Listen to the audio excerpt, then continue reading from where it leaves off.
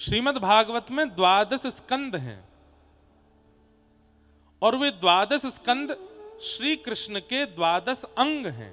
हमारे शरीर में 12 अंग हैं, ऐसे ठाकुर जी के 12 अंग ही श्रीमद् भागवत के 12 स्कंद हैं।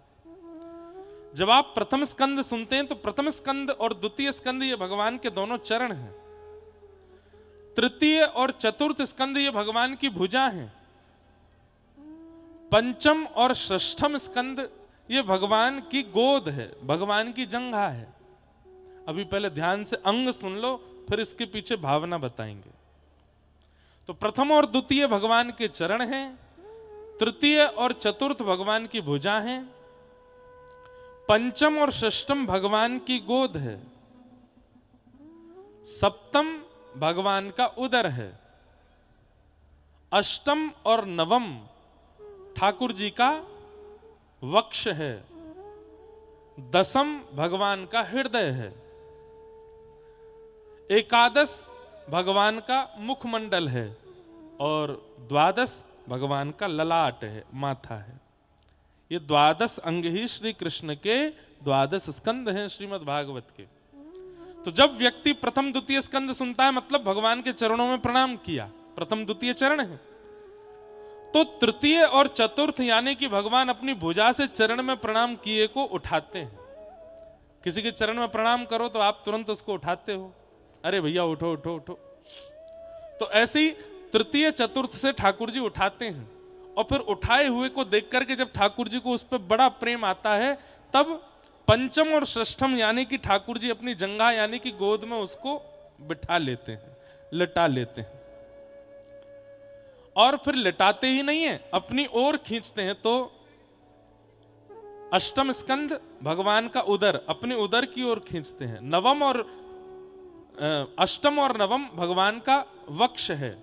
ठाकुर जी फिर उठा करके उसको हृदय से लगाते हैं। और फिर दसम स्कंद भगवान का हृदय है। उस हृदय से ठाकुर जी उसको पेय पान कराते हैं, एक मातृवत। और जब पेय पान करने के बाद में बालक संतुष्ट हो जाता है तब उसकी ओर भाव से देखते हैं तो एकादश स्कंद भगवान का मुखमंडल और द्वादश स्कंद भगवान का ललाट। ठाकुर जी उसकी ओर देख करके उसके सिर पर हाथ फेरते हुए उस पर कृपा कर देते हैं। तो जैसे एक बालक घुटमुन चल करके माँ के पास जाए, माँ उसको उठा करके गोद में बिठाए, गोद में बिठा के फिर अपने वक्ष अपने उदर की ओर लेवे, जान करके कि ये भूखा है तो अपने वक्ष का दूध पिलावे, दूध पिलाने के बाद फिर उसकी ओर देख करके और प्रसन्न मुद्रा से उसके सिर पर हाथ फेरे। जिस प्रकार एक मैया वात्सल्य भाव से अपने बालक के साथ संपूर्ण लीला करती है, वैसे ही एकादश से प्रथम स्कंद से लेकर के द्वादश स्कंद तक संपूर्ण भागवत की कथा हम आप सब जीवात्मा रूपी बालक पर भगवान की वही वात्सल्य कृपा है, उसी भाव से भागवत की कथा होती है। अब समझ में कितने की आई ये तो पता ना, मैंने कह दई बस आपको मन में आ जाए तो मैं यहाँ पे विचार करी हूं ये भाव कौन से हैं और इन भावन को तात्पर्य क्या है।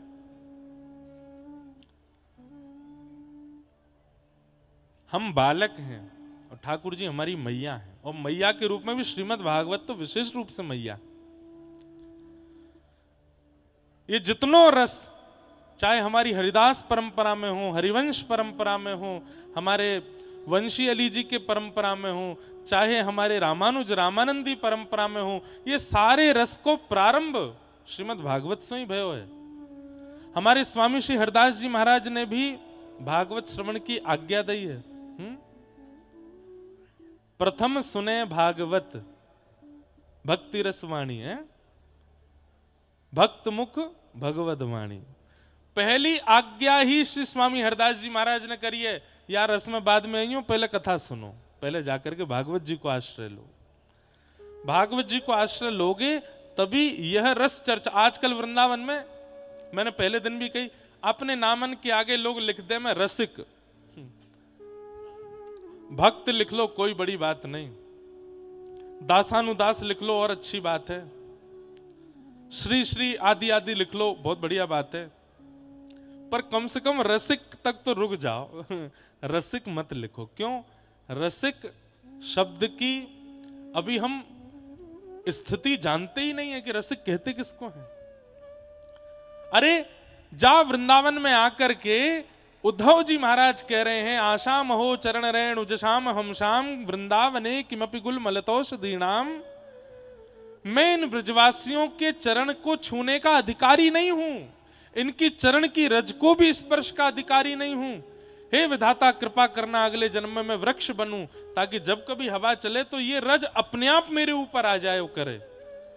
श्री उद्धव जी महाराज जब इस रज को प्राप्त करने के लिए और ब्रजवासियों की चरण की प्राप्ति के लिए इतनी बड़ी उपमा अपने लिए कहते हैं, मैं अगले जन्म में प्राप्त करूंगा, हम यही जन्म में 1 वर्ष में रसिक बन गए? ना बन सके, बहुत कठिन है।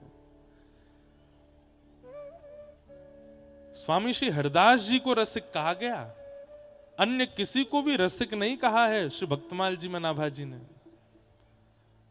हम रसिक कैसे हो सकते हैं? नहीं है हम रसिक। तो कई भाव हैं, सब भावन को मैं आज अब एक बात महाराज जी कही दूं, मेरे मन में आ रही है। स्वामी श्री हरदास जी रसिक हैं। कैसे रसिक हैं? हमारे व्रजमंडल में श्री चैतन्य महाप्रभु के कृपा पात्र षड गोस्वामी आए, और उन षड गोस्वामियों में एक गोस्वामी श्री रघुनाथ दास गोस्वामी पाद, जो कि श्री राधा कुंड में भजन करते थे। बहुत सावधानी से सुनियो सब लोग, मेरी ओर देखो। नेक रस की बात करके फिर कृष्ण जन्म के लिए चलूंगा। महाराज जी मैं अपने बस में नहीं हूं, या भाव सो मैं कुछ कर ना पा रहा। मैं सोच के तो यही आयो कि आज कृष्ण जन्म ही करूंगा, लेकिन आ रही है बात। एक तो पूरी रज बिछी हुई है यहाँ पे, श्री बिहारी जी, कुंज बिहारी जी विराजमान है, सब व्यवस्था ऐसी है कि मैं कहा बताऊं। तो षड गोस्वामी पाद में से श्री रघुनाथ दास गोस्वामी जी एक बार गिरिराज जी के राधा कुंड में विराजते थे। तो श्री राधा कुंड में रघुनाथ दास जी मानसी कर रहे थे। कल मैंने मानसी को अर्थ बताया। मानसी कहते के नेत्र बंद करके अपने हृदय कुंज में श्री प्रिया प्रियतम के नित्य विलास को अनुभव करनो, वही को मानसी कहें। तो श्री रघुनाथ दास गोस्वामी जी मानसी कर रहे थे, और मानसी में उनका क्या अनुभव हो रहा था कि श्री ठाकुर जी अपने समस्त सखान के संग और श्री प्रिया जी अपनी समस्त सहेली सखीन के संग सूरज कुंड पे आए हैं, और आज दोनों प्रिया प्रियतम को मिलन होएगो, और वह मिलन में कहा चर्चा होएगी, कहा उत्सव होएगो, कैसो रास होएगो, वह को दर्शन को अवसर मुंह को प्राप्त होएगो।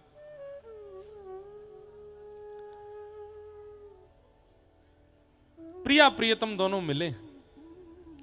आहा, दोनों की रूप झांकी को देखकर के श्री रघुनाथ दास गोस्वामी जी के नेत्रन से अश्रु गिरने लगे। बैठे राधा कुंड पे, पर सूरज कुंड पे जो मिलन है रो वह को अनुभव कर रहे हैं। और यहां से श्याम सुंदर पास आ रहे हैं, यहां से किशोरी जी समीप जा रही हैं, बस दोनों को मिलन है वे वारो है। मिलन के बाद कहाँ चर्चा होएगी, कहाँ बात होएगी, वो सुनवे के काजी श्री रघुनाथ दास जी के कान तरस रहे हैं। इतने में ही श्री किशोरी जी की नानी जी मुखरा देवी वहां आ गई, और मुखरा देवी आए करके बोली, अरे श्यामा, ओ राधा, कहां को चली गई? अब ये स्वर भी रघुनाथ दास जी को सुनाई दे रहा है। तभी रघुनाथ दास जी देखने लगे कौन आयो कौन आयो। तभी देखिए मुखरा देवी आ गई हैं। तो रघुनाथ दास जी सहचरी रूप में अपनी मानसी में दौड़ के जा रहे हैं। बोले मैया ने एक देर बाद बुलाए लियो, अभी प्रिया जी कुंड पे आई हैं। बोले तेरी होंगी प्रिया जी, मेरी तो देवती है, मेरी तो लाली है, मैं तो जब चाहूं वह बुलाऊंगी, मुझ काम है बातें। रघुनाथ दास जी इतने व्याकुल हो गए कि कहीं प्रिया प्रियतम के मिलन में ये मुखरा देवी कहीं विक्षेप नहीं डाल दें। पर मुखरा देवी के आवाहन पर प्रिया जी तुरंत छटपटा करके वहां से दौड़ी। जैसे ही दौड़ी तो श्री ठाकुर जी से मिलवे के काजे सब सखीन ने किशोरी जी को जो श्रृंगार कियो, वह श्रृंगार में बेणी जी धराई हैं, विशेष बेणी जी धारण कराई हैं। वो बेणी जी छटपटाहट में कहीं निकर करके केशों वहीं गिर गईं और श्री प्रिया जी दौड़ करके मुखरा देवी के पास गईं और दौड़ते दौड़ते बोली, अरे मेरी बेणी जी गिर गई हैं। तो रघुनाथ दास गोस्वामी जिस सखी रूप में थे उन्हीं को आज्ञा करी, तू जा, तू, मैं जा रही हूं, नानी बुला रही है, तू मेरी बेणी लेके आ। रघुनाथ दास गोस्वामी बोले, आज पहली बार प्रिया जी ने मुंह को कछु आज्ञा करी है, बेणी जी लावे की आज्ञा करी है। रघुनाथ दास जी दौड़ करके गए और जाकर के जहां प्रिया जी खड़ी थी वहीं ढूंढने लगे, कहां है बेणी जी, कहां है बेणी जी। वहां से ठाकुर जी भी चले गए, प्रिया जी भी चली गई, सब सखी सखाऊ चले गए, कोई नहीं है। अब तो पूरे सूरज कुंड पे ढूंढ लियो, लेकिन बेणी जी नहीं मिली। रघुनाथ दास जी मनी मन इतने चिंतित है गए, पहली बार तो प्रिया जी ने कोई आज्ञा करी, सदा आज्ञा विशाखा जी को होवे, सदा आज्ञा ललिता जी को होवे, सदा आज्ञा इंदुलेखा जी को होवे, मुंह को पहली बार कोई आज्ञा करी और मैं बेणी जी ढूंढ नहीं पा रही। ढूंढते ढूंढते आप पूरी गिरिराज जी की परिक्रमा में ढूंढ लिए, तलेटी में ढूंढ लिए, लेकिन किशोरी जी की बेणी जी नहीं मिली। इतने व्याकुल की मैं कहां होते जाऊंगा किशोरी जी के पास। मानसी चल रही है, ये मत भूलियो। ये रघुनाथ दास जी अपने चिंतन में अनुभव कर रहे हैं इस लीला का। रोने लगे, बिलखने लगे, ढूंढते ढूंढते सब जगह, और आप गिरिराज जी की परिक्रमा करके वृंदावन की ओर निकल पड़े। छठीकरा पहुंच गए, छठीकरा से वृंदावन के भीतर पहुंच गए। भीतर पहुंचते पहुंचते आप जैसे निधिवन राज में पहुंचे, शिकुंज बिहारी लाल विराजमान, सामने श्री स्वामी हरदास जी महाराज मधुर झांकी को दर्शन कर रहे हैं। वही समय श्री रघुनाथ दास गोस्वामी वहां आए, रोते बिलखते ढूंढ रहे हैं, कहां है वेणी जी, मेरी प्रिया जी की वेणी जी कहां है।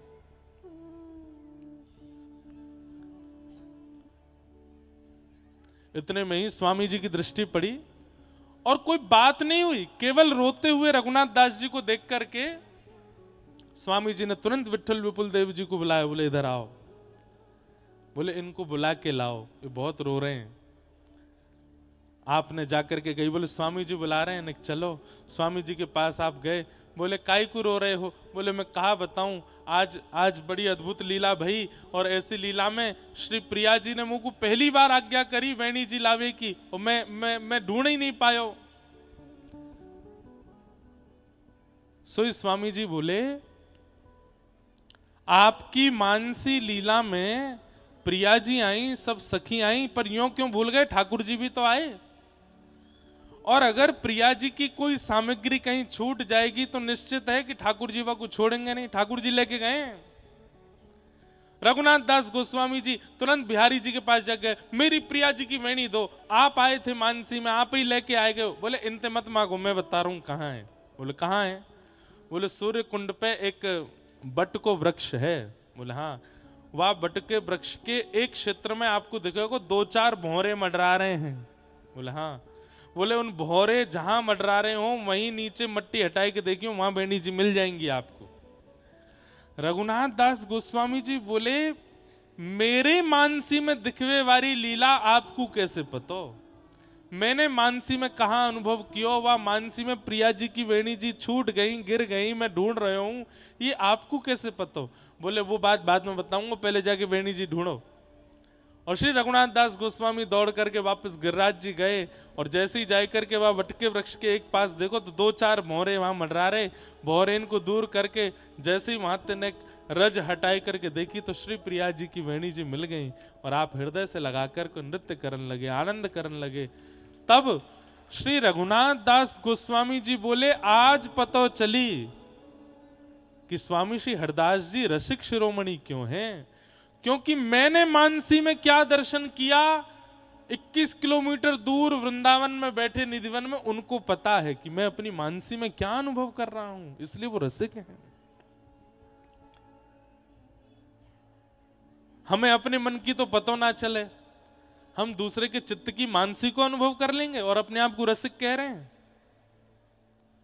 हम रसिक नहीं हैं, रसिक तो केवल स्वामी श्री हरदास जी महाराज हैं। क्यों? वे सबके चित्त में मानसी का प्रादुर्भाव कराने वाले ही वही हैं। उनकी कृपा के बिना मानसी प्रकट ना हो सके। उनकी कृपा के बिना चित्त में प्रिया प्रियतम के नित्य विलास नित्य भाव प्रकट ना हो सके। ऐसे स्वामी श्री हरदास जी, जिनकी कृपा प्रसादी आज हम आप सब लोग ग्रहण कर रहे हैं, उनको बारंबार प्रणाम, बारंबार वंदन। आज ठाकुर जी को जन्मोत्सव करनो है, तो मैं जल्दी जल्दी ने एक सूची आपको बता दूं, प्रथम से दसम स्कंद तक, और फिर हम लाल जी को उत्सव करेंगे। आज वैसे श्री बिहारिन दास जी को, बिहारिन देव जी को आज चरित्र कहनो, समय मिलेगा तो बीच में मैं सुनाऊंगा। तो बंधुओं, महाभारत में अर्जुन के पुत्र हैं अभिमन्यु। बहुत ध्यान से सुनिए सब लोग। अर्जुन के पुत्र अभिमन्यु और अभिमन्यु के पुत्र हुए परीक्षित। जब पांडवों को पता चला कि भगवान श्री कृष्ण अपनी लीला पूरी करके चले गए हैं, तो परीक्षित को राज्य गद्दी पर बिठाया। धीरे धीरे परीक्षित बड़े हुए। तब एक दिन उन्होंने क्या अनुभव किया, मेरे राज्य में कोई दुखी तो नहीं। ये देखने के लिए आप जैसे निकले, तभी आपने पाया कि एक काला काला व्यक्ति वो वृषभ के 3 पैर काट चुका है और 1 पैर बचा है, उसको काट रहा है। आपने उस व्यक्ति को रोकने का प्रयास किया, तो वो कलयुग था। कलयुग ने चरण पकड़ करके कहा, भगवान मुझे मत मारिए।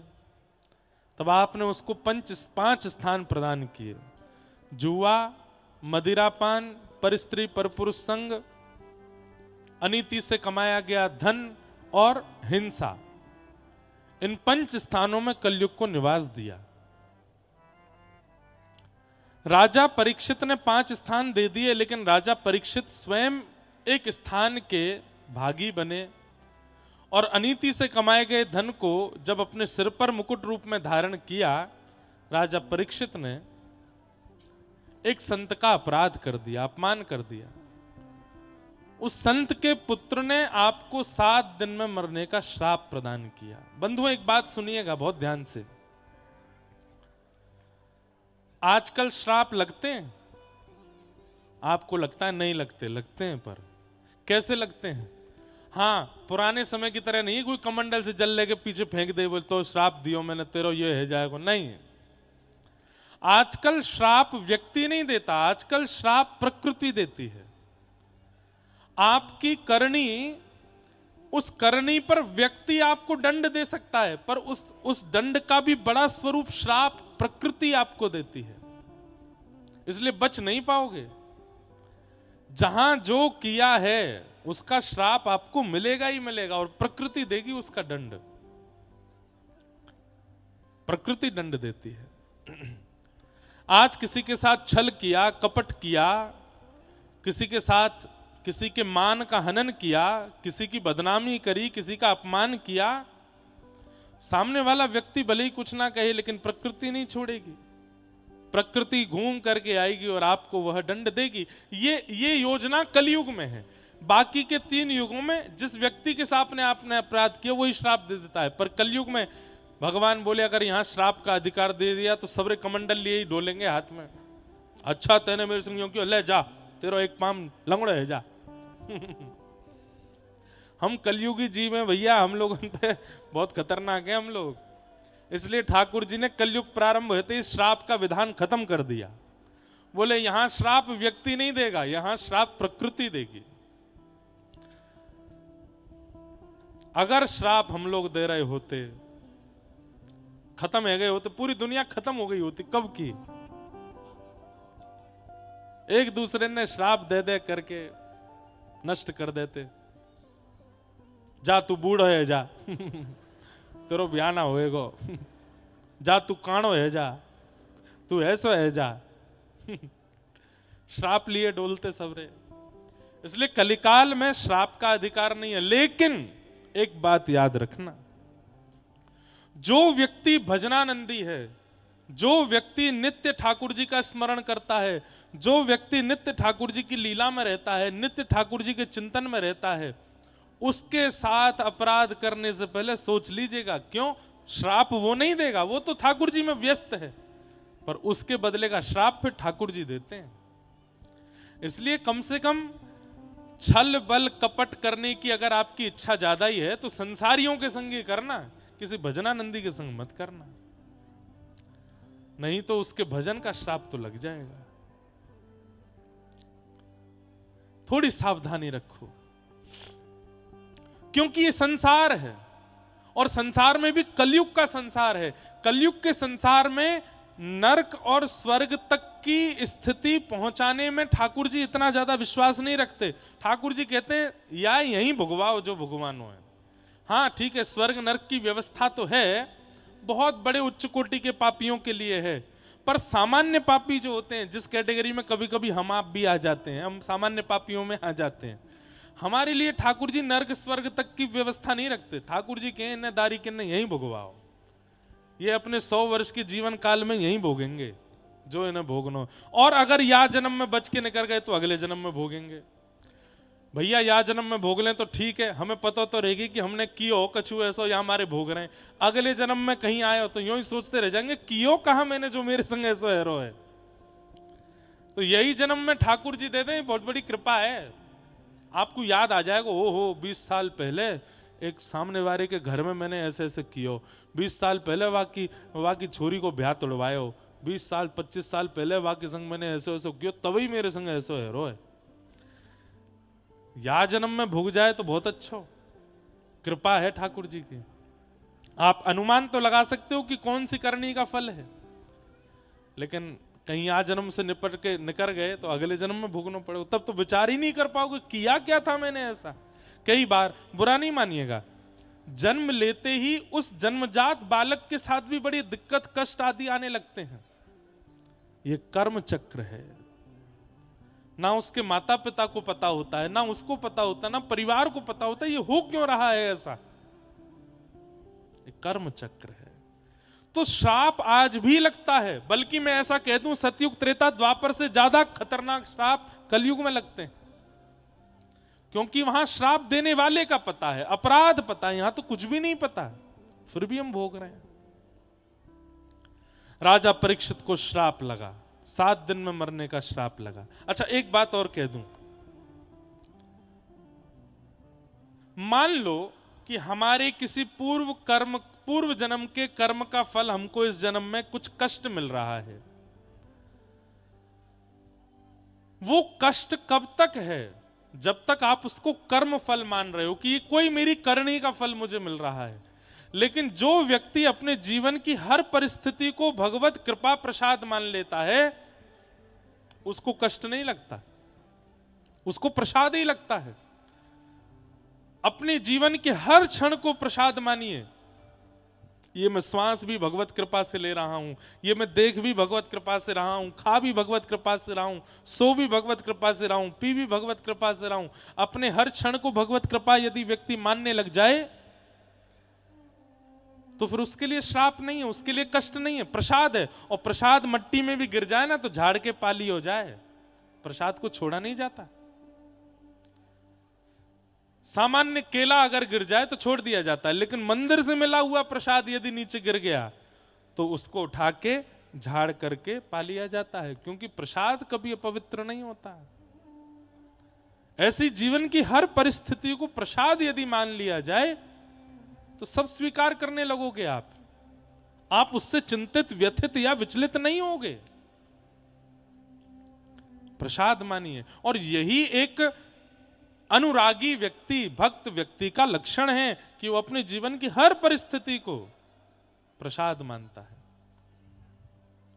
हो मारा गिरधर लाल थारो नचायो नाचू रे, मारा गिरधर लाल थारो नचायो नाचू रे। जो तू तन को रोग लगावे, जो तू तन को रोग लगावे, ओढ़ चादर सो जाऊं मैं, ओढ़ चादर सो जाऊं, जो तू काल रूप बन आवे, जो तू काल मैं लपक गोद में आऊं, हाऊं मारा गिरधर लाल, थारो नचायो नाचूं रे मारा। और भैया मैं अभिमान में नहीं कह रहा हूं, पर मैं इस पद में जो जो बात है उन पर अमल करता हूं कि मेरे संग जो हो, मेरे जीवन में जो हो, सब लाल जी की कृपा है। आप भी गाइए, मत मानिए इस बात को। अगर यहां से निकलते निकलते गिर जाओ कहीं गड्ढा में, वाह रे लाला बड़ी कृपा तेने गड्ढा में गिर दियो, ये तो बढ़िया रहे हो कि कहीं खाई में नहीं गिरो, गड्ढा में ही गिरो लाला। जितना बुरा हो उससे और बुरा सोच करके धन्यवाद कहो, चलो वो तो नहीं हुआ, यही हुआ ना, ठीक है। अपने जीवन को फिर आप कभी कोसोगे नहीं, अपने जीवन पर आने वाली परिस्थितियों पर कभी चिंतित नहीं होगे। तो वैसे ही राजा परीक्षित चिंतित नहीं हुए। जैसे ही लगा 7 दिन में मरने का श्राप है, अपने पुत्र जन्मेजय को राज्य गद्दी पर बिठाया। पत्नी से बोले अब तुम घर बार संभालो, मैं जाता हूं। पत्नी बोली आपको मरने का श्राप लगा है और आप बिल्कुल चिंतित नहीं है। राजा परीक्षित क्या बोलते हैं, इस संसार में किस व्यक्ति की कब मृत्यु हो जाए ये किसी को नहीं पता। जटेरी वारी ने पता है कि कल की कथा सुन पाएंगे, पता है नहीं पता। कल की कथा में आ रहे हैं, आ भी पाएंगे कि नहीं कछु पता है। अरे महाराज प्राण निकलवे के लिए एक छींक ही काफी है, और आजकल तो छींक भी ना आवे, सोए उठे ही नहीं, सोवे गए उठे ही नहीं। अच्छा, जब किसी की मृत्यु हो जाती है तो फिर घर के लोग और परिवार के लोग जो बात करते हैं वो बातें कभी सुनो, मतलब सुनवे के काजे जरूरी मत जाइयो। सबके घर में कुछ ना कुछ घटना हो ही जाती हैं कभी, तो वहां लोगों की वार्ताएं क्या होती हैं। अरे अच्छे भले कल बैठे मेरे संग, रात में बोले कढ़ी खानी है मुझे, तो सवेरे मेरे संग डोलवे गए हैं, मेरे संग चाय पी है, मेरे मुंह तो बिस्कुट मांग के खाए हो, और बोले मैं नहावे जा रहा हूं, और नहावे गए भैया, बाथरूम दोबारा ही नहीं आए। इस बात का मतलब क्या है कि हमें नहीं पता था कि वो जब कढ़ी खा रहा है वो कल सुबह चला जाएगा, वो जब बिस्कुट मांग रहा है अगले क्षण जा सकता है। इसका मतलब क्या, मृत्यु कभी भी आ सकती है किसी की भी।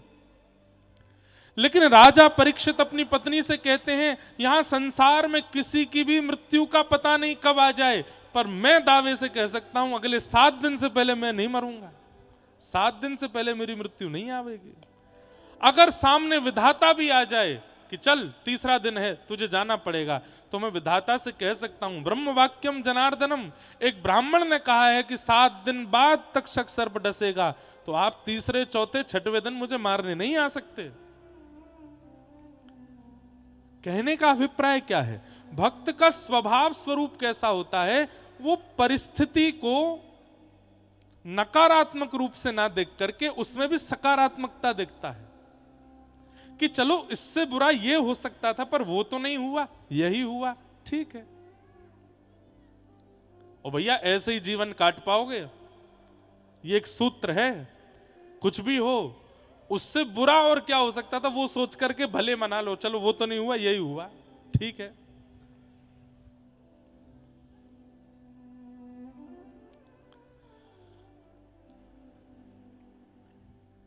तो राजा परीक्षित को 7 दिन में मरने का श्राप लगा। तुरंत अपने पुत्र को राज्य गद्दी पर बैठा करके गंगा के तट पर गए और जाकर के संतों से कहा मेरे जीवन के बस 7 दिन बचे हैं, मुझे मुक्ति का उपाय बताओ। तब वहां सुखदेव जी आए। वरीयाने शते प्रश्न क्रतो लोक हितम नृप आत्मविद सम्मतः पुंसा श्रोतव्यादिषु यप्परः। श्री परीक्षित जी महाराज कह रहे हैं जय हो महाराज।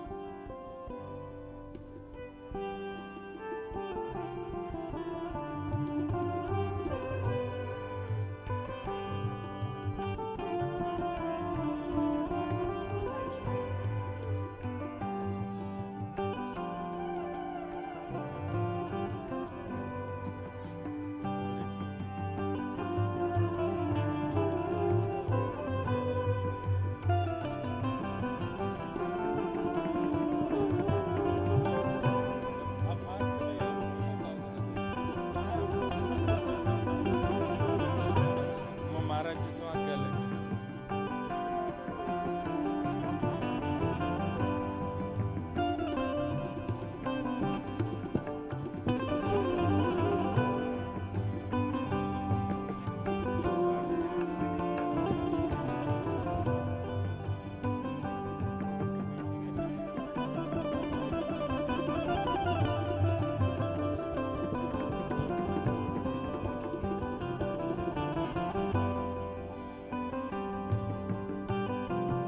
बोलो गिरिराज धरण की जय। जय। बस भारी माला कहीं पल्लंग को लुढ़क नहीं जाए, मोये पहना दो।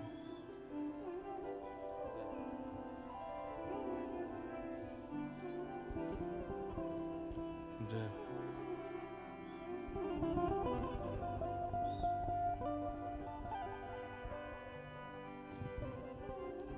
जय श्री कृष्ण।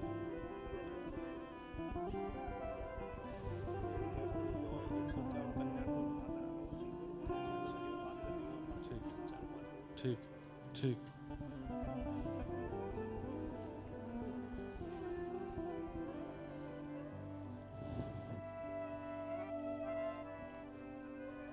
श्री गिरिराज बाबा को प्रसाद पधारो है और सब ब्रजवासी जन पधारे, सबको बारंबार प्रणाम। जय श्री कृष्ण।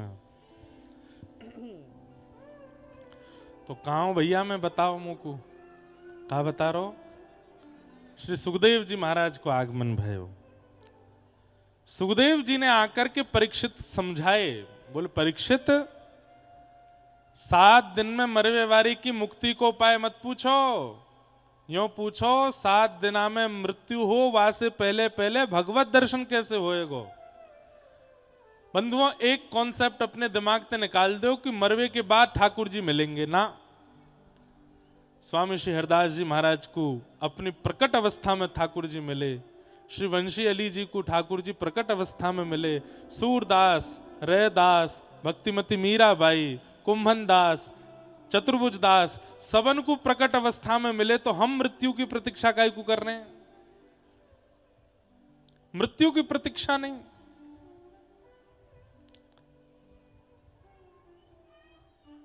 हमारे श्री बिहारिन दास जी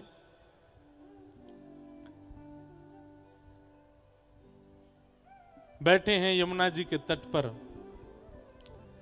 इतने में ही खेलते भये नंद नंदन अपने सखा ग्वाल बालन के संग पहुंच गए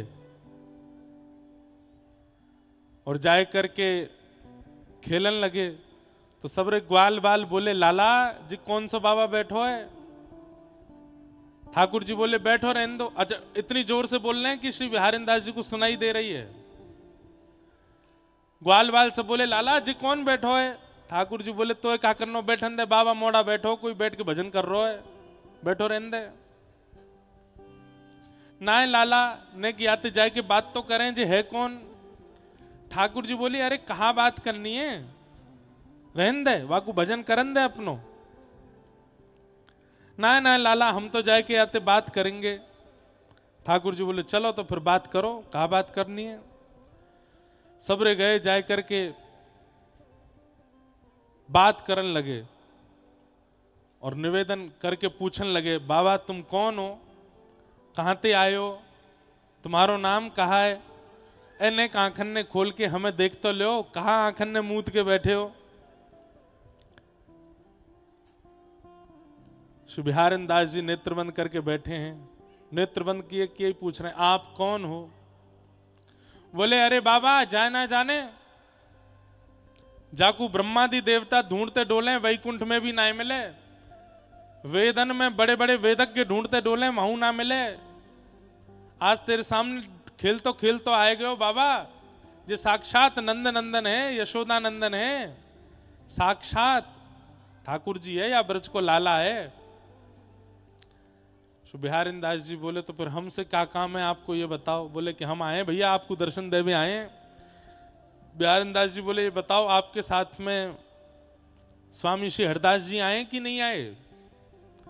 ठाकुर जी बोले ना वो तो ना आए।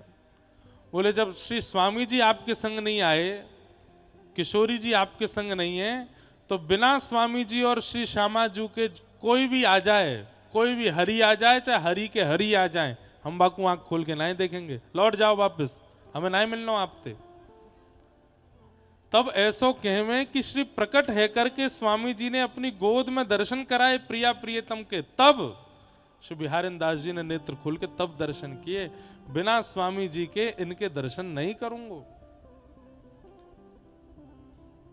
ऐसे ऐसे भक्त हैं हमारे या ब्रज में, लेकिन सबने अपनी जीवित अवस्था में, प्रकट अवस्था में दर्शन किए। कोई ने भी मृत्यु की प्रतीक्षा नहीं करी। और एक बात बोल दूं मैं आपसे, अगर आप अन्यथा ना लो तो, जाकू अपनी जीवित अवस्था में ठाकुर जी को अनुभव नाए भयो, तो ये समझ लियो कि वाकई फिर मृत्यु के बाद या तो पुनर्जन्म भयो होगो, या वो स्वर्ग गयो होगो, या वो कहीं और होएगो। मुक्ति नाए भई वाकई। मुक्ति वही की है सके जाने जीवित अवस्था में ठाकुर जी को अनुभव कियो हो। या हमारे भैया काय को दुनिया भर के प्रपंचन में पड़े हो, हमारे जीवन के कितने दिन बचे कुछ पता तो है ना। लग जाओ आज ते भजन में। ठाकुर जी को अनुभव अंतिम श्वास आवे वासे पहले करनो है, करनो है, करनो है, यह दृढ़ निश्चित कर लीजिए अपने चित्त में, नहीं तो यह जन्म व्यर्थ है जाएगा।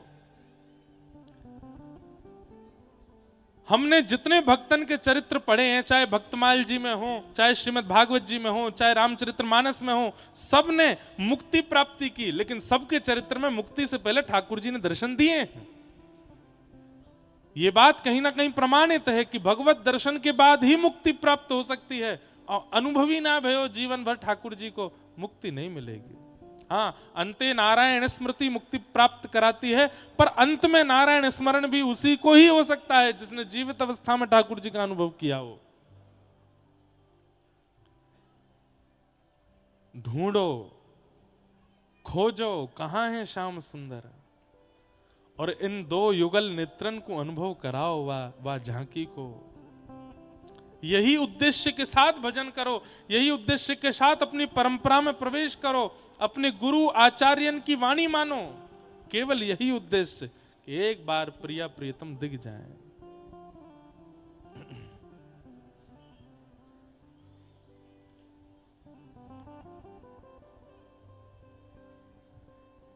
एक पंक्ति गामे ना, हमारे व्रज में भी कई लोग गामे,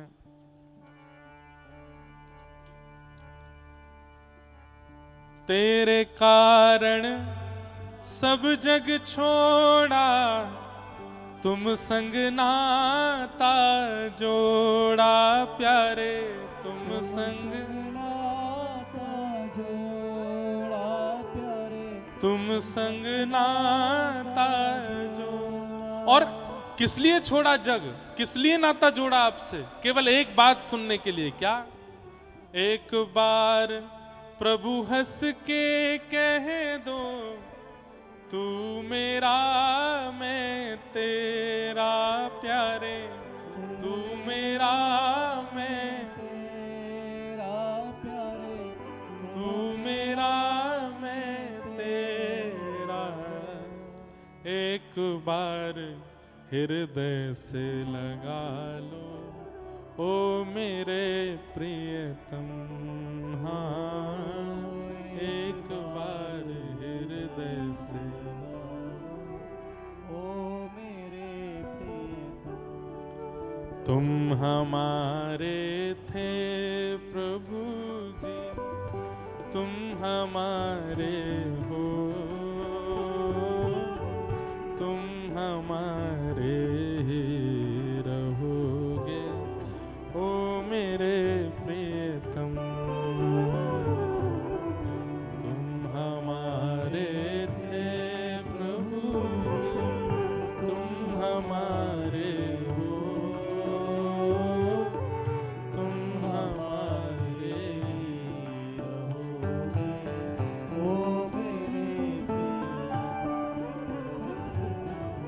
एक बार प्रभु हंस के कह दो तू मेरा मैं तेरा, बस ये कह के आप चले जाइयो, फिर जीवन में कभी मत मिलियो, अंतिम श्वास तक मत आइयो, बस एक बार ये कह के चले जाओ नाथ कि हाँ हम आपके हैं, आप हमारे हो।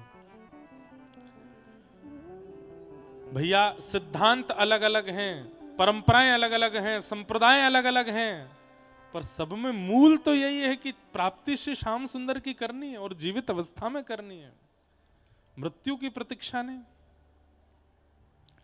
तो श्री सुखदेव जी ने आकर के परीक्षित को समझाया, मुक्ति की कामना मत करो, भक्ति की याचना करो। और श्री सुखदेव जी ने चरण पकड़ करके कहा, नाथ अब मुझे मुक्ति की कामना नहीं है, अब आपके चरणों में केवल एक ही प्रार्थना करना चाहता हूं, मेरे जीवन के केवल 7 दिन बचे हैं और इन 7 दिन में आप कृपा करके मुझे ठाकुर जी का अनुभव कराओ। और यहां से श्री सुखदेव जी महाराज ने फिर कथा सुनाना प्रारंभ किया। सबसे पहले सृष्टि प्रसंग सुनाते हुए स्वयंभू मनु शत्रुपा के 3 पुत्री 2 पुत्र, इनमें से एक पुत्री हुई देवहूति। देवहूति महारानी का विवाह कर्दम ऋषि के साथ हुआ, जिनके घर भगवान कपिल बन करके आए। बोल कपिल भगवान की जय। कपिल भगवान ने देवहूति माता को ज्ञान उपदेश किया। तत्पश्चात देवहूति माता सिद्धदा नाम की नदी बन करके बहने लगी और श्री कपिल भगवान गंगा सागर तीर्थ में जाके भजन करने लगे। पृथ्वी के प्रथम मानव स्वयंभू मनु और शत्रुपा की एक पुत्री हुई, जिनका नाम था देवहूति, जिनका चरित्र अभी हमने सुना। एक थी आकुति, एक थी प्रसूति, और 2 इनके पुत्र थे, प्रियव्रत और उत्तानपाद। तो उत्तानपाद राजा का 2 कन्याओं से विवाह हुआ। एक का नाम था सुनीति और दूसरी का नाम था सुरुचि। सुनीति के जो पुत्र हुए उनका नाम श्री ध्रुव हुआ और सुरुचि के जो पुत्र हुए उनका नाम उत्तम हुआ। अब ये प्रसंग है तो इतना अद्भुत कि इसका विस्तार सुनाया जाए। थोड़ा सा कह देता हूं। हम सब उत्तानपाद राजा हैं और हम सब की 2 पत्नियां हैं, सुनीति और सुरुचि, मन और बुद्धि, ये 2 पत्नी हैं हमारी। जैसे ही 1:30 बजते हैं दोपहर के, हम लोग अपनी घड़ी देख करके पूछते हैं, अरे कथा में चलेगो? तब दोनों पत्नियों से पूछा जाता है, कथा में चलोगे? तो बुद्धि कहा के कहा अब यहाँ ते कोई इतनी दूर जटेरी में जाके तो बाबा कथा करा रो है, वहां जाओ, फिर यहाँ ते पहले बाइक पकड़ो, फिर वहां ते कोई साधन पकड़ो, फिर वहां पहुंचो, वहां पहुंच करके फिर बैठ के काजे अपनी जगह ढूंढो, फिर कथा होगी, कथा के बाद फिर रात में अंधेरों गुप है जाए, फिर लौट के आओ। बढ़िया यूट्यूब पे चलाए कि यही सुन ले कथा। बुद्धि क्या कह रही है या मन क्या कह रहा है यही सुन लो, लेकिन बुद्धि क्या कहती है, अरे इतनी पास कथा है रही है, ब्रज में कथा है रही है, ब्रज के कोने में कथा है रही है, जटेरी धाम सबना है जापा में, एक बार चल दे वहां को।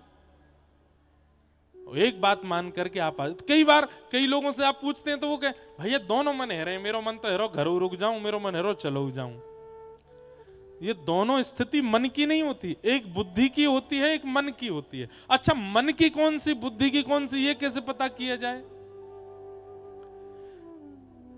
बुद्धि श्रम वाली क्रिया कराने से पीछे रखती है, मन जिसमें आराम ज्यादा मिलता हो उन क्रियाओं को कराने में ज्यादा आगे रखता है, और बुद्धि जिसमें शारीरिक श्रम हो जाए उस क्रिया को करने में संकोच नहीं करती। बुद्धि, व्यक्ति कभी भी वर्जिश करने जाता है, अखाड़े में जावे, जिम जावे, सुबह सुबह खेलवे जावे, दौड़वे जावे, मन से कभी नहीं जाएगा, बुद्धि से ही जाएगा। व्यक्ति विद्यालय कभी मन से नहीं जाएगा, बुद्धि से ही जाएगा। व्यक्ति ट्यूशन पढ़ने कभी मन से नहीं जाएगा, बुद्धि से ही जाएगा, क्योंकि बुद्धि परिश्रम कराती है। लेकिन हमें क्या चाहिए, बुद्धि की माने कि मन की माने? बोले दोनों एक रस हो जाएं।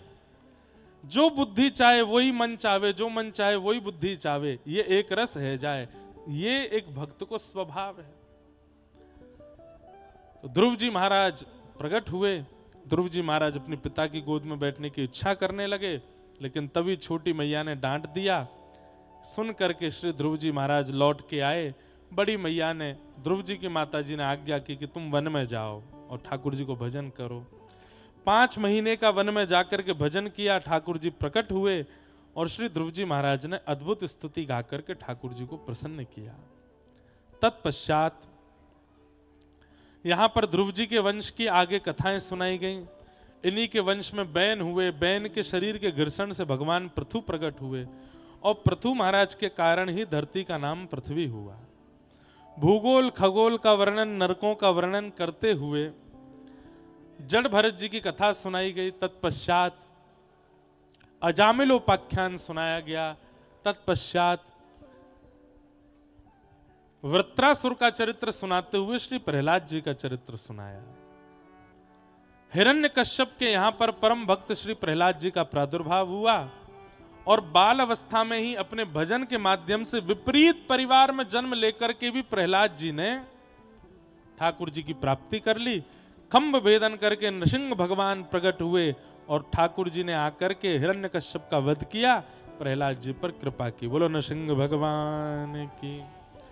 नृसिंह भगवान के चरित्र, प्रहलाद जी का चरित्र सुनाने के पश्चात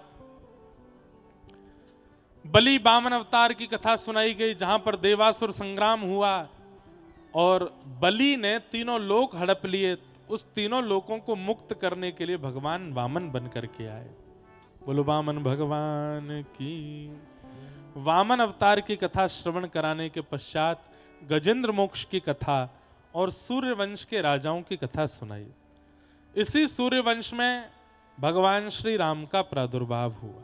हम पूरी सूची सुना रहे हैं ताकि कृष्ण जन्म कर सकें। आज अभी हम नवम स्कंद पे पहुंच गए, 10वें स्कंद पे ठाकुर जी को जन्म हुए को। तो भगवान श्री राम के प्रादुर्भाव की कथा सुनाई गई। सब लोग हाथ जोड़ करके प्रभु श्री राम को प्रणाम करो। गुरुवर थे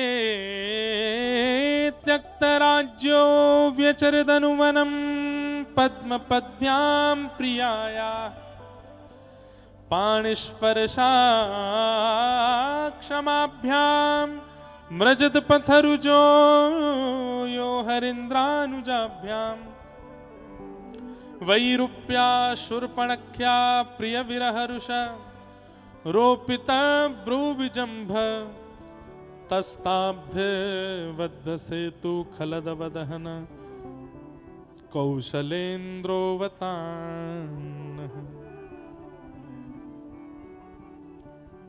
गुरुवर थे त्यक्त राज्यो, अपने पिता की आज्ञा मान करके राज्य त्याग करके जो वन की ओर चले गए।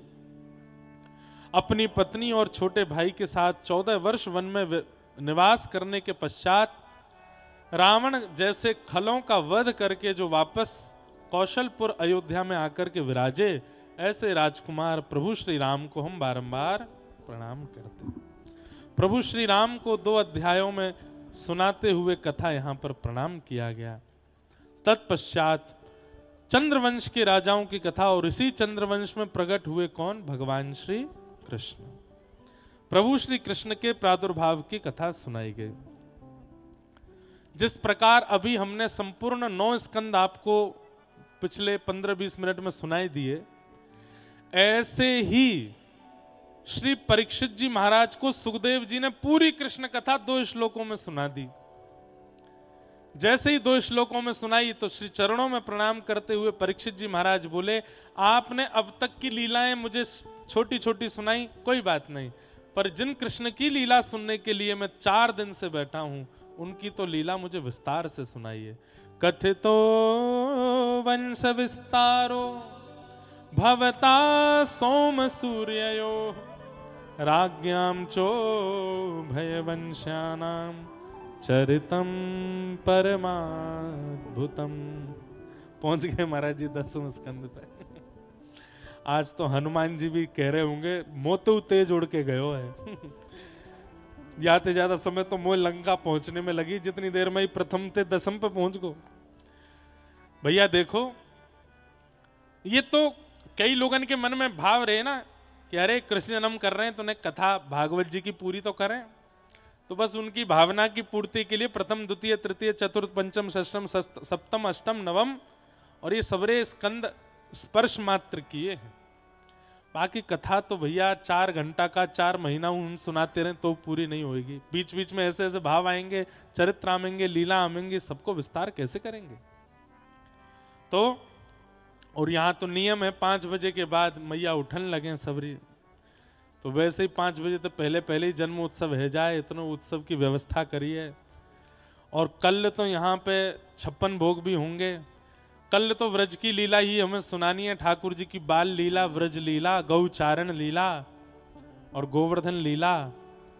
यहाँ ऊपर बगल को पर्वत बिल्कुल गिरिराज पर्वत जैसो ही है, और वह पर्वत के ऊपर ऐसे श्रीनाथ जी विराज रहे हैं। तो कल तो ऐसा लगे जटेरी धाम वारे सबरे ब्रजवासी बनकर के। और कल की योजना महाराज जी बताएंगे कैसी बनाई है कल की योजना, और वह योजना के अनुसार फिर कल 56 भोग भी होएगो। आज ठाकुर जी को मंगल जन्मोत्सव होएगो। अभी हम ठाकुर जी को जन्मोत्सव प्रारंभ करेंगे, वहां से पूर्व महाराज जी कछु आपको निवेदन करना चाह रहे हैं, आप सब लोगों ने श्रवण करो। हाँ। ये जटेरी धाम वासियों के बड़े सौभाग्य हैं। या तो गत वर्ष पूज्य श्री मलुकपीठ महाराज जी, नाम तो हम कैसे लें, पर हमारे परम पूज्य अग्रपीठाधीश्वर मलुकपीठाधीश्वर महाराज जी ने एक ही दिवस में 3 दिवस की कथा सुनाई थी, या आज हमारे पूज्य श्री इंद्रेश जी ने एक ही दिवस में 9वें स्कंद तक की कथा सुनाई।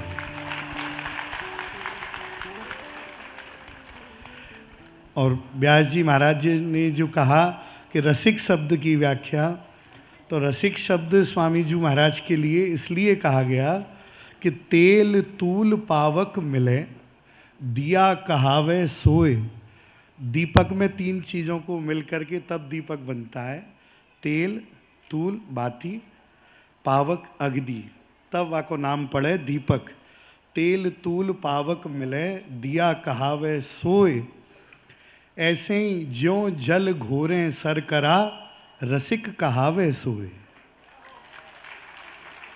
जिस प्रकार जल में यदि चीनी को मिश्री को डाला जाए तो उस वह अपना अस्तित्व खो देती है और जल स्वरूप ही हो जाती है, ऐसो रसकन को स्वरूप है। यानी कि विषयान ध्यायेत तश्चित्तम विषयान विसज्जते मां मनुस्मरतश्चित्तम मय्येव प्रविलीयते। विषयों का चिंतन करने से मनुष्य का मन विषयों से केवल सुसज्जित हो सकता है। जैसे मंच पर फूल लगे हुए हैं, किंतु यह फूल हृदय में प्रवेश नहीं कर सकते, केवल ऊपर ही रहेंगे। लेकिन ठाकुर जी का ध्यान करते करते यह जीव, यह चित्त ठाकुर जी के ही स्वरूप में विलीन हो जाता है, तब रसिक शब्द की अनुभूति का प्रारंभ होता है। पूज्य श्री व्यास जी महाराज। अद्भुत बात महाराज जी ने स्पष्ट करियो। जैसे चीनी पानी में घोल के अंतर ध्यान है जाए, ऐसी जो प्रिया प्रियतम के नित्य विहार में स्वयं को घोल के स्वयं को स्वरूप मिटाए दे, वो रसिक है। तो बताओ हम कहाँ, हम तो पता चल रही है कि हम इंद्रेश हैं, आप जटेरी वारे हो, जो गोवर्धन वारे हैं।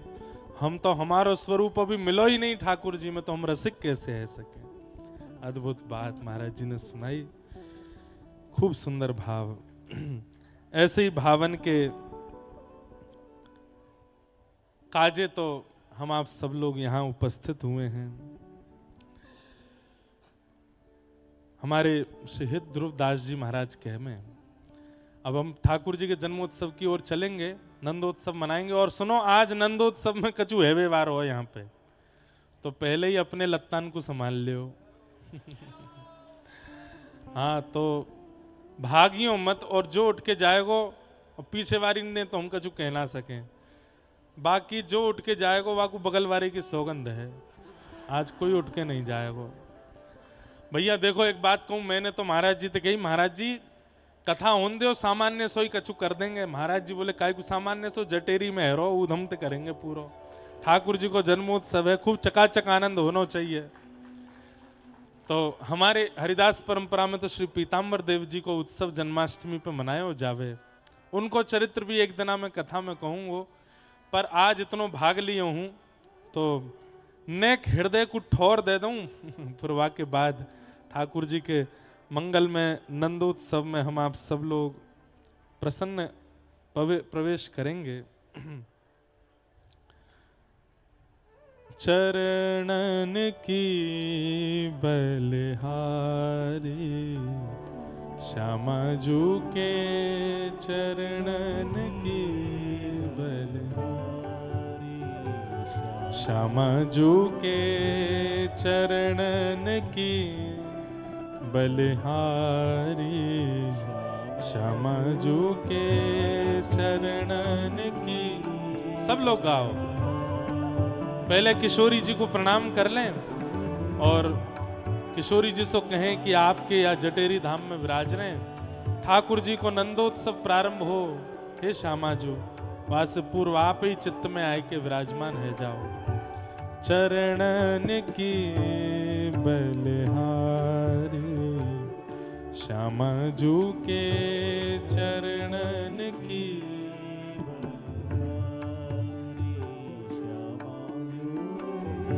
जे हैं बसत किशोर लाल के जे हैं बसत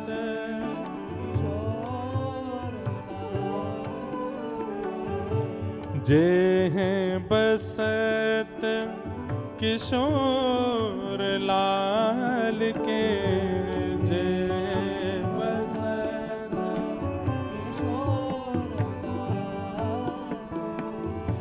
प्राणन मध्य सदारी श्यामा जू के चरणन की बलिहारी श्यामा जू के चरणन की मेरे श्यामा जू के चरणन की बलिहारी श्यामा जू के चरणन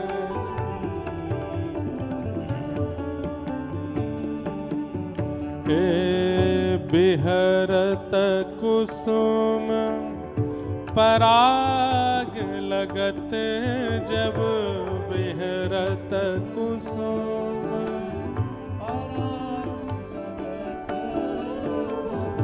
बिहरत कुसुम पराग लगत जब बिहरत कुसुम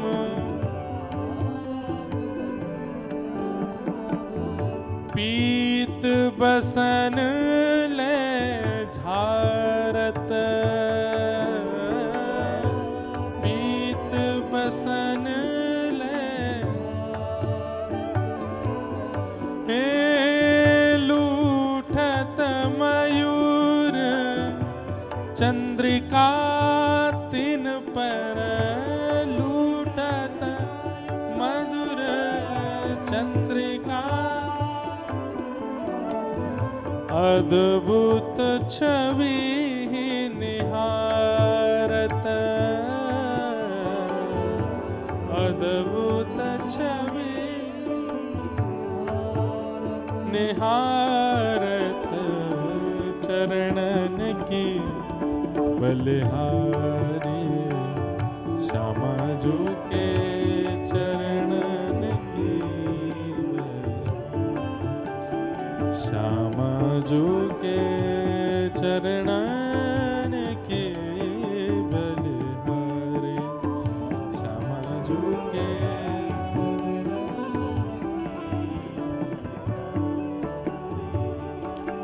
हे जावक चित्र बनाई सवारत जावक चित्र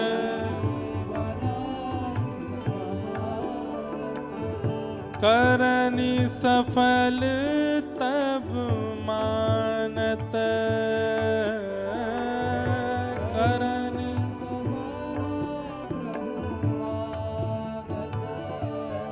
हे हित ध्रुव ते दुर्लभ सब हीन ते हित ध्रुव ते दुर्लभ सब हीन हित ध्रुव ते दूर लभ सब हीनु ते, हित ध्रुव ते दूर लभ सब हीनु ते, रसिक मरम पे जानत, रसिक मरम में ओ चरणन की बलिहारी, श्यामा जो के चरणन की बलिहारी, चरणन की बलिहारी, श्यामा जो के चरणन की, चरणन की बलिहारी, हाँ चरणन की बलिहारी। बोलो वृंदावन बिहारिणी बिहारी जो सरकार की जय।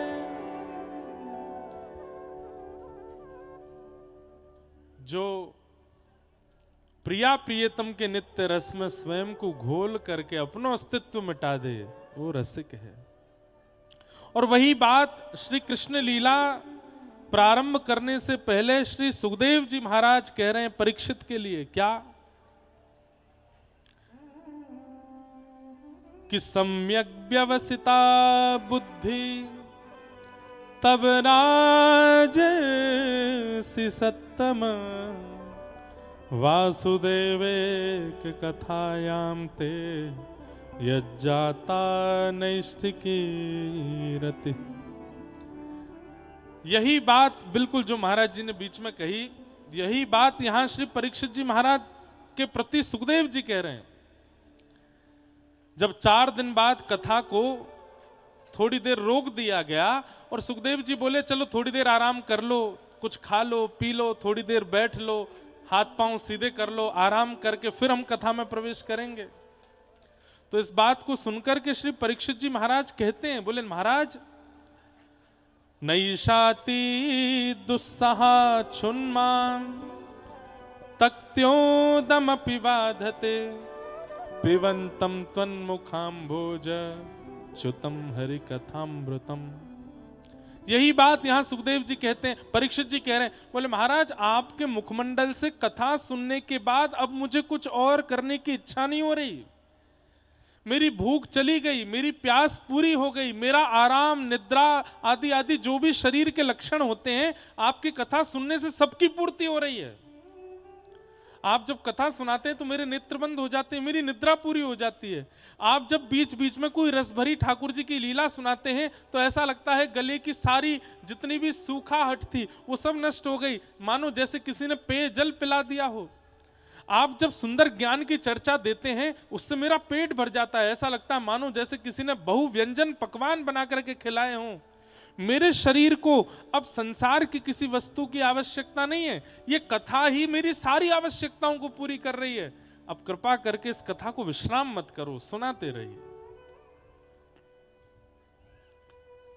आपके मुख रूपी चंद्रमा से ये जो कथा रूपी अमृत निर्झरित हो रहा है, इसके आगे अब मुझे संसार के किसी विषय की इच्छा नहीं है नाथ। इसी को तो रसिक कहते हैं।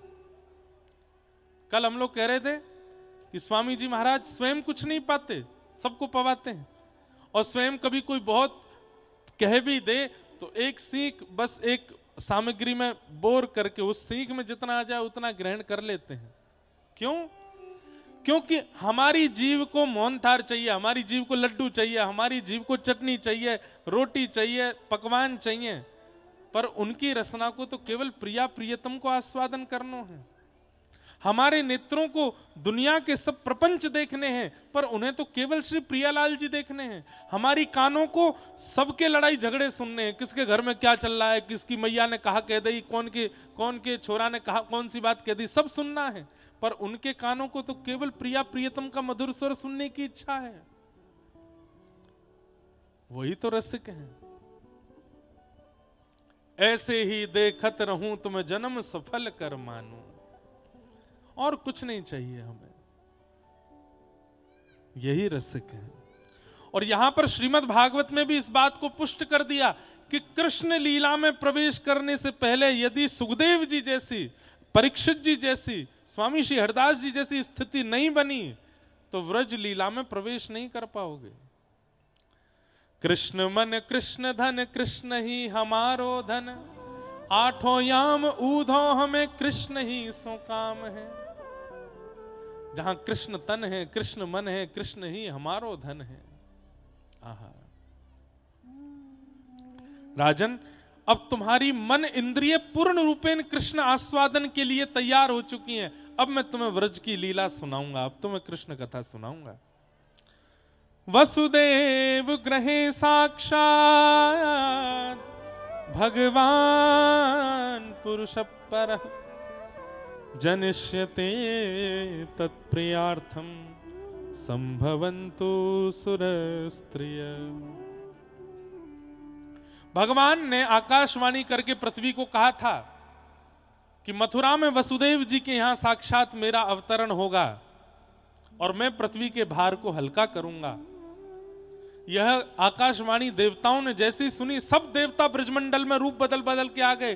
कोई वृक्ष बन के आयो, कोई गैया बन के आयो, कोई नदी बन के आयो, कोई तालाब बन के आयो, कोई पहाड़ बन के आयो। साक्षात ब्रह्मा जी ब्रह्माचल बरसाना पर्वत बन के आए। साक्षात देवादिदेव महादेव नंदेश्वर पर्वत श्री नंदगांव को पर्वत बन के आए।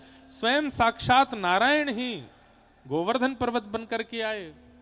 सब 33 कोटि देवता, सारे तीर्थ सब ब्रज में आकर के विद्यमान हो गए। क्यों? ठाकुर जी यहां जन्म लेवे वारे, ठाकुर जी यहां आवे वारे।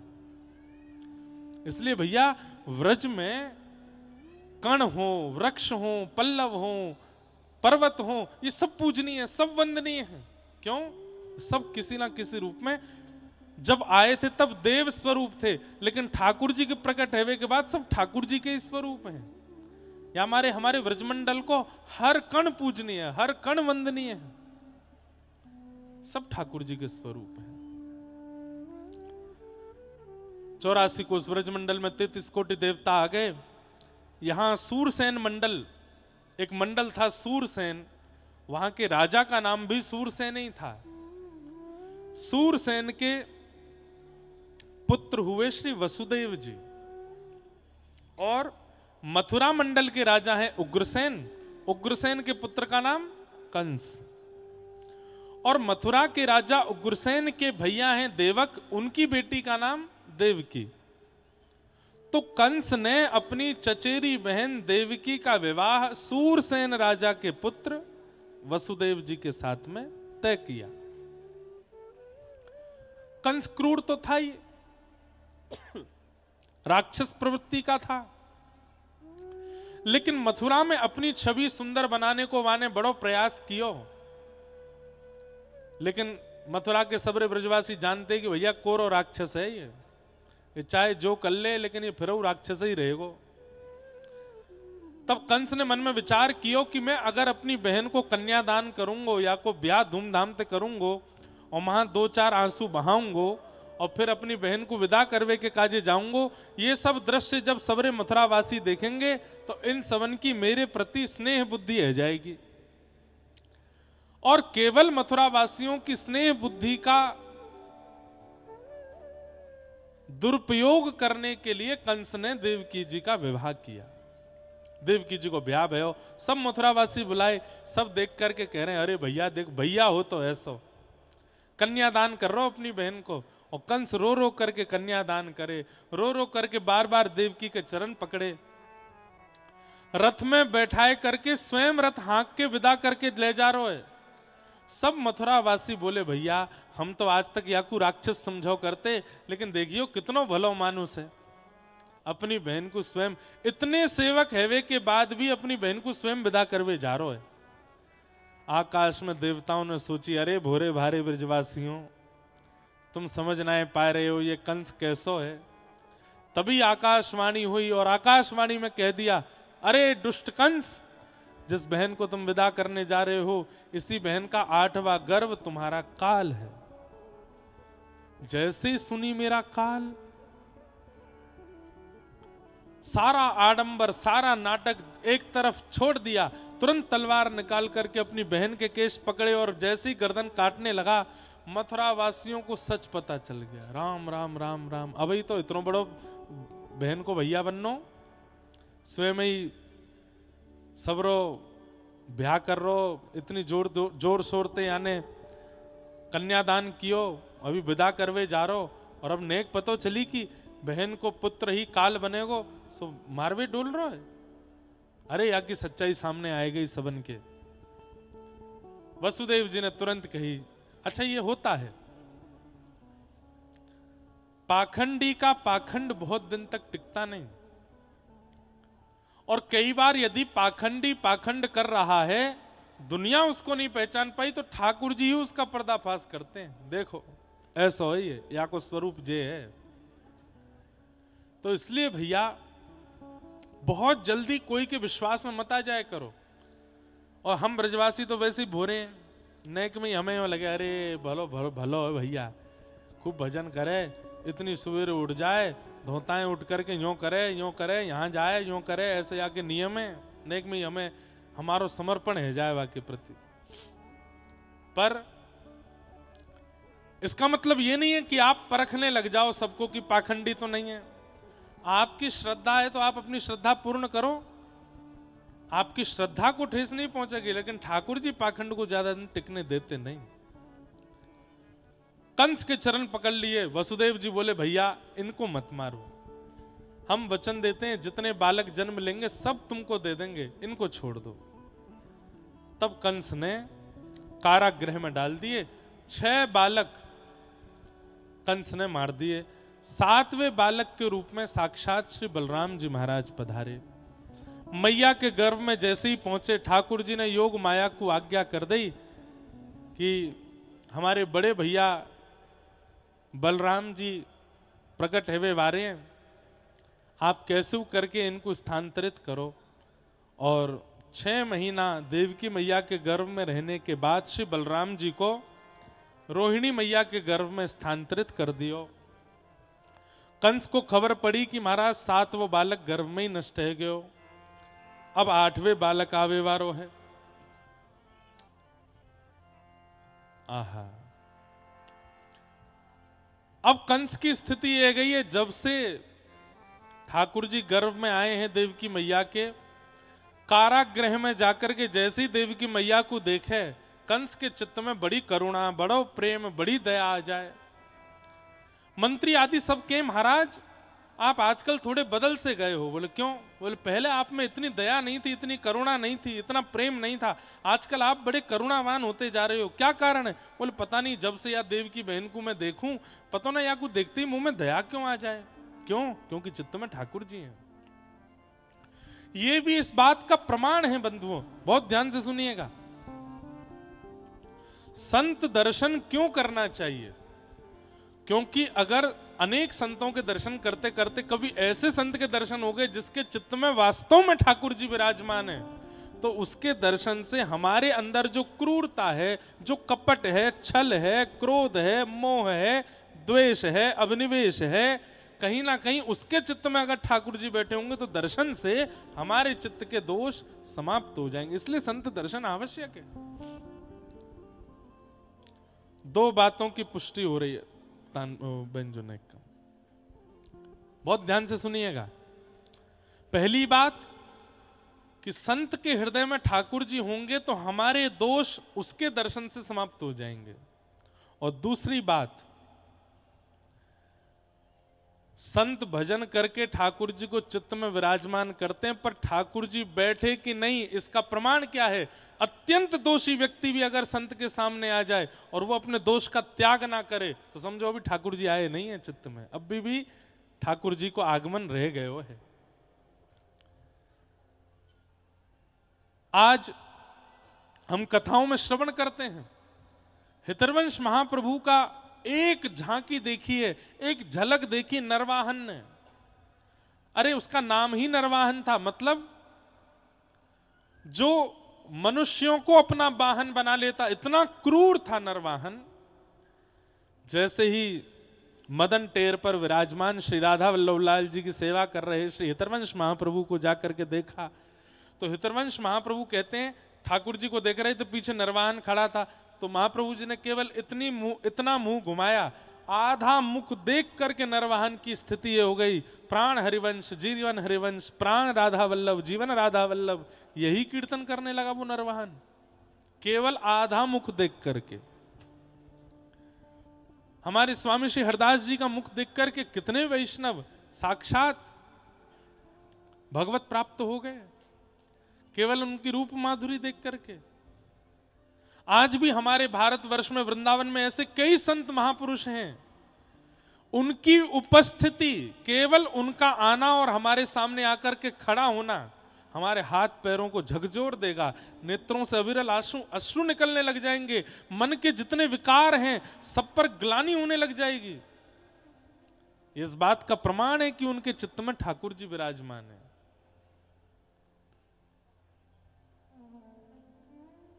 हम आप सब लोग गृहस्थी हैं, जितने यहां लगभग बैठे हैं, लगभग गृहस्थी बैठे हैं, हम सब गृहस्थ आश्रम में रहते हैं पर भजन करते हैं।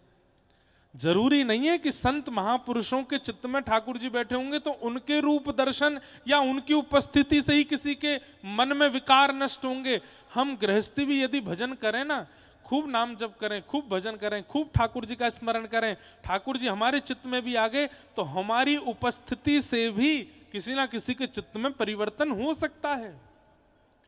हमारा प्रभाव नहीं होगा, वो हमारी वाणी प्रभावशाली नहीं होती, हमारा रूप प्रभावशाली नहीं होता, हमारी उपस्थिति प्रभावशाली नहीं होती, प्रभाव होता है हमारे चित्त में बैठे हुए ठाकुर जी का। और एक बात सुनिए, जिसकी उपस्थिति प्रभाव डाल भी देती है, कई बार कई लोग ऐसे होते हैं कि उनके आने से हम लोगों के आंख मन बुद्धि में वही दिखते रहते हैं, फिर कई बार व्यक्ति का भी प्रभाव होता है, तो व्यक्ति का प्रभाव कल्याणकारी नहीं होता, उससे कल्याण नहीं होगा हमारा, और कुछ दिन बाद वो निकल भी जाएगी स्मृति से उसकी स्थिति।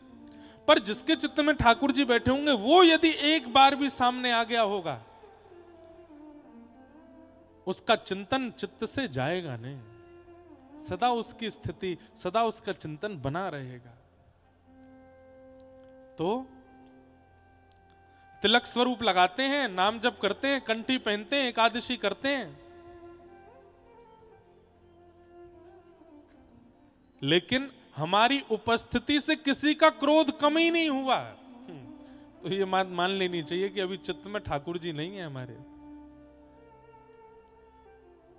हमने कितनी बार अनुभव किया अपने पूज्य गुरुदेव के लिए, हमारे वृंदावन के कई संतों के लिए इतनी भयानक परिस्थिति हो गई कि महाराज अब तो लड़ाई झगड़ा होकर के ही सब खत्म होगा, लेकिन उनके आते ही, उनके दो शब्द बोलते ही अपने आप सब समाधान हो गया, सब शांत हो गया।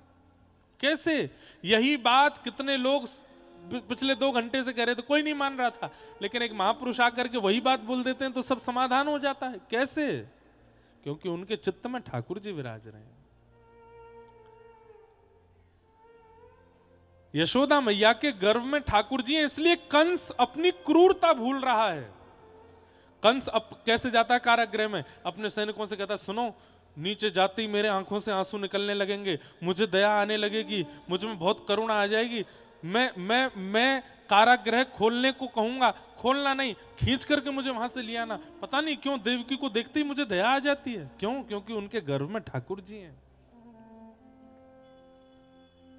दया का स्वभाव, करुणा का स्वभाव, प्रेम का स्वभाव, ये मानव का स्वभाव नहीं है, ये ठाकुर जी का स्वभाव है। अगर किसी के अंदर दया ज्यादा दिखे ना, तो ये समझ लेना कि कभी तो याकू ठाकुर जी को अनुभव भयो है, तभी याके अंदर दया है। किसी के अंदर प्रेम ज्यादा दिखे तो अनुभव कर लेना कभी किसी महत्पुरुष का दर्शन इसको हुआ, तभी इसके चित्त में प्रेम है। कंस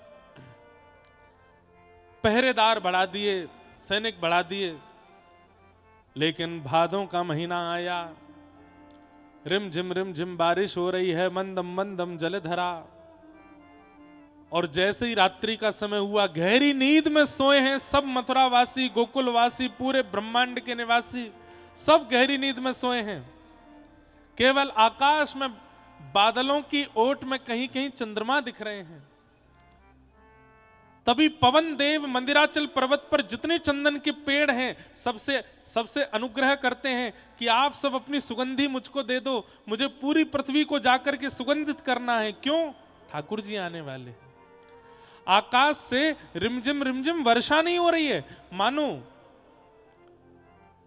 पवित्र नदियों के जल एकत्रित करके समस्त बादल पहुंचे हैं इंद्र के पास, और इंद्र उन्हीं को झड़का रहे हैं और पूरी मथुरा नगरी को, पूरे ब्रजमंडल को पवित्र कर रहे हैं कि ठाकुर जी आने वाले हैं। सब गहरी नींद में सोए हैं, और तभी रात्रि के जैसे ही मध्य रात्रि हुई, एक दिव्य तेज प्रकट हुआ कंस के कारागृह में। वसुदेव देवकी के सन्मुख दिव्य तेज जैसे ही थोड़ा सा ओझल हुआ, शंख चक्र गदा पद्मधारी श्रीमन नारायण भगवान ही साक्षात देवकी के गर्भ से प्रकट हो गए।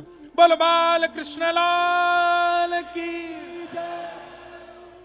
देवकी वसुदेव हाथ जोड़ करके प्रणाम करने लगे। तमद्भुतम